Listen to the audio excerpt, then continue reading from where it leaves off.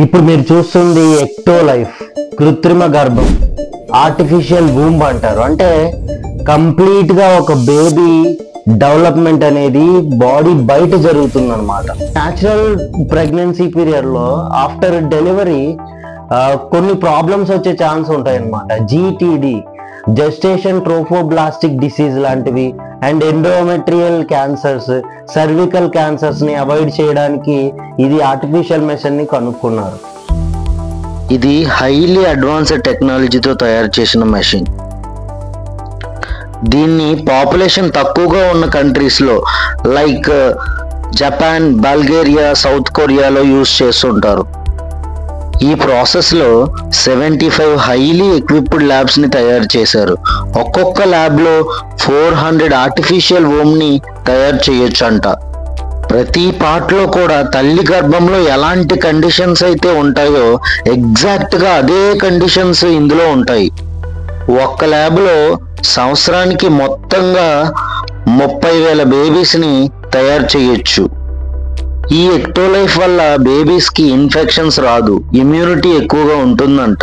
ఈ మెషిన్స్లో వాడే సెన్సార్స్ బేబీ టెంపరేచర్ని, హార్ట్ బీట్ని, బ్లడ్ ప్రెషర్ని అండ్ బ్రీతింగ్ రేట్ని, ఆక్సిజన్ సాచురేషన్ని రెగ్యులర్గా మానిటైజ్ చేస్తూనే ఉంటుంది. ఈ ఏఐ టెక్నాలజీ బేబీ ఫిజికల్ ఫీచర్స్ని, జెనెటిక్ అబ్నార్మాలిటీస్ని మోడరేట్ చేసుకునేలా ఉంటుంది. ఇందులో ఉండే monitor system baby heart beat development ప్రోగ్రెస్ని రెగ్యులర్గా చూపిస్తూనే ఉంటుంది. బేబీలో జరిగే ఇంటర్నల్ డెవలప్మెంట్ ప్రాసెస్ మొత్తం ఈ ఎక్టోలైఫ్కి కనెక్ట్ చేస్తూ ఒక మొబైల్ యాప్ ద్వారా పేరెంట్స్ కూడా బేబీ గ్రోత్ మొత్తం వాళ్ళు మొబైల్ ఫోన్లో అబ్జర్వ్ చేయొచ్చు. వాళ్ళు ఇంట్లోనే ఉండి కంప్లీట్ లైఫ్ డెవలప్మెంట్ని ఫోన్లో చూసే అవకాశం ఉంటుంది. వినడానికే చాలా వింతగా ఉంది కదా, కానీ ఇది నిజం. ఇంకా ఇందులో ఉండే ఫీచర్స్ ఏంటంటే, ఇక్కడ కనిపించే ప్రతి ఆర్టిఫిషియల్ వూంబ్లో కూడా ఇంటర్నల్ స్పీకర్ని అరేంజ్ చేస్తారు. అలాగే కొన్ని సెన్సార్స్ని బేబీకి అటాచ్ చేస్తారు. దీనివల్ల మదర్ పాటలు కానీ మాటలు కానీ బేబీ గుర్తించే ఛాన్స్ ఉంటుంది. అంటే మొబైల్లో మాట్లాడినా పాటలు పాడినా అవి మొత్తం బేబీకి వినిపిస్తాయి అన్నమాట. దీని ద్వారా పుట్టిన తర్వాత ఆ బేబీ తల్లి వాయిస్ని రికగ్నైజ్ చేయగలరు. ఇందులో ఉండే ఇంకో అద్భుతం ఏంటి అంటే, ఎక్టోలైఫ్ ఆర్టిఫిషియల్ వూంబ్లో 360 డిగ్రీస్ కెమెరాని అరేంజ్ చేస్తారు. అండ్ సెన్సార్స్ని, కొన్ని రిసెప్టర్స్ సహాయంతో తల్లి విర్చువల్గా బేబీని తాకే అవకాశం ఉంటుంది. అంటే విర్చువల్గా తాకితే అది నిజంగా బేబీకి తాకినట్టు బేబీకి కూడా అనిపిస్తుంది అనమాట సెన్సార్స్ వల్ల. బేబీ గ్రోత్ పార్ట్ దగ్గర సెన్సార్స్తో తయారు చేసిన ఒక స్పెషల్ సూట్ ఉంటుంది. అంటే లోపల చేసే బేబీ ప్రతి కదలికల్ని అండ్ కాళ్ళతో తన్నిన ప్రతి కిక్ని కూడా తల్లి రియల్గా ఎక్స్పీరియన్స్ చేసినట్టు అనిపిస్తుంది. ఇది చాలా అద్భుతంగా ఉంది కదా. అండ్ ఇంకా దీనికోసం ఈ ఎక్టోలైఫ్ రియాక్టర్ లో 2 బయో రియాక్టర్స్ ఉంటాయి. అందులో ఫస్ట్ బయో రియాక్టర్ న్యూట్రియంట్స్ ని, ఆక్సిజన్ ని ఆర్టిఫిషియల్ అంబెలికల్ కార్డ్ ద్వారా బేబీకి పంపిస్తుంటాయి అన్నమాట. మీరు చూసే ఈ 2 స్పెషల్ స్ట్రక్చర్స్ ని రియాక్టర్స్ అంటారు. అందులో మొదటిది ఇది. ఈ ఆర్టిఫిషియల్ వూంబ్ లో బేబీ డెవలప్మెంట్ కి కావాల్సిన హార్మోన్స్, గ్రోత్ ఫ్యాక్టర్స్, యాంటీబాడీస్ ఉంటాయి అన్నమాట. ఏఐ సిస్టమ్ ద్వారా ఈ న్యూట్రియంట్ రిక్వైర్మెంట్ ని ఇది మేనేజ్ చేయగలదు. అవసరమైన న్యూట్రియంట్స్ ని మాత్రమే అందించే టెక్నాలజీ ఈ ఎక్టోలైఫ్ కి ఉంది. ఇక్కడ చూస్తే సెకండ్ బయో రియాక్టర్, దీంట్లో బేబీలో తయారైన వేస్ట్ ప్రొడక్ట్స్ ని ఎలిమినేట్ చేయడానికి దీన్ని డిజైన్ చేశారు. ఆర్టిఫిషియల్ అంబెలికల్ కార్డ్ ద్వారా దీని నుంచి వేస్ట్ ప్రొడక్ట్స్ బయటికి ఈ రియాక్టర్ లోకి వస్తాయి.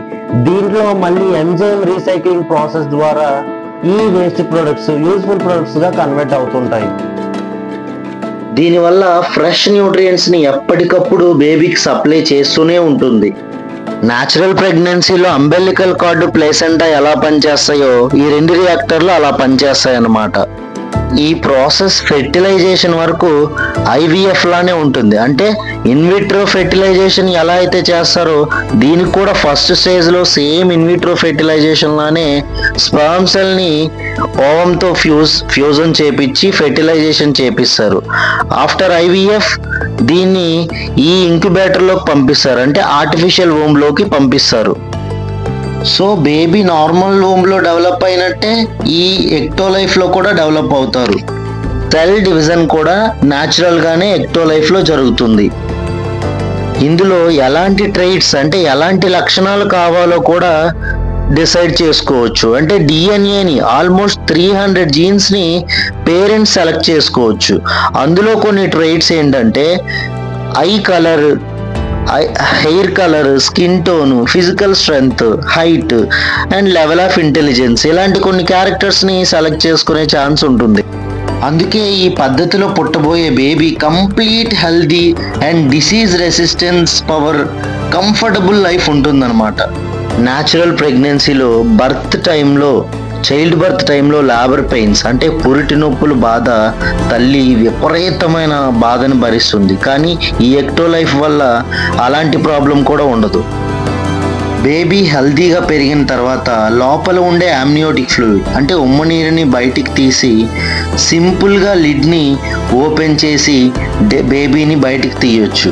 అంటే ఇది ఎక్టోలైఫ్లో డెలివరీ అంటారు. ఈ అమ్నియోటిక్ ఫ్లూయిడ్ని బయటికి డిశ్చార్జ్ చేస్తున్నారు, చూసారు కదా. సో లిడ్ బయటికి వచ్చింది అంటే బేబీ బయట ప్రపంచానికి పరిచయం అయినట్టే. బేబీ బయటికి వచ్చిన తర్వాత డిఎన్ఏ టెస్ట్ చేసి జెనెటిక్ కాంబినేషన్ చెప్పొచ్చు. అంటే ఫాదర్ అండ్ మదర్ నుంచి ఎంత పర్సెంటేజ్ బేబీకి ట్రైట్స్ మ్యాచ్ అయ్యాయో చెప్పొచ్చు. ఎక్టోలైఫ్ చాలా efficient mechanism and solar power నుంచి దీనికి పవర్ సప్లై చేస్తారు. చాలా మంచి అడ్వాన్స్డ్ మెకానిజం, ఎలాంటి కాంప్లికేషన్స్ లేకుండా తల్లి బిడ్డలు ఇద్దరిని కూడా ఆరోగ్యంగా ఉండేలా చేస్తుంది. ఇది ల్యాబ్లో మాత్రమే కాదు, ఇంట్లో కూడా వారి బిడ్డని వాళ్ళ ఎక్టోలైఫ్లో ఉంచొచ్చు. ఎక్టోలైఫ్ తర్వాత బేబీ న్యాచురల్గా బయట పిల్లలు ఎలా పెరుగుతున్నారో వాళ్ళు కూడా అదే సాధారణంగా పెరుగుతారు. ఇంట్లోనే ఎక్టోలైఫ్ ఉంచే అవకాశం కూడా ఉంది. ఈ లాంగ్ లైఫ్ బ్యాటరీస్ అండ్ బయోరియాక్టర్స్తో పాటు సోలార్ పవర్ సిస్టమ్ ఉంటే ఇంట్లోనే బేబీ డెవలప్మెంట్ మొత్తం చూడొచ్చు. మొదటి నెల నుంచి 9వ నెల వరకు బేబీలో ప్రతి డెవలప్మెంట్ని, ప్రతి మూమెంట్ని మీ పర్యవేక్షణలో ఉంచే టెక్నాలజీ ఈ ఎక్టోలైఫ్. తర్వాత లైఫ్ అంతా కూడా చాలా హెల్తీగా పెరుగుతుంటారు, ఏ కాంప్లికేషన్స్ లేకుండా ఆరోగ్యంగా ఉంటారు. ఈ ఎక్టోలైఫ్ని డిజైన్ చేసిన వ్యక్తి బయోటెక్నాలజిస్ట్ అండ్ సైన్స్ కమ్యూనికేటర్ హషమ్ ఏఐ గాలి. ఈ రీసెర్చ్ని తొందరగా పరిచయం చేయడానికి డాక్టర్స్ అండ్ ఇంజనీర్స్ కలెక్టివ్గా వర్క్ చేస్తున్నారు. చాలా వింతగా ఉంది కదా. అండ్ ఇది నిజమైతే ఇంకా ఎలా ఉంటుందో ప్రపంచం. Subscribe ZBS Teach for more information.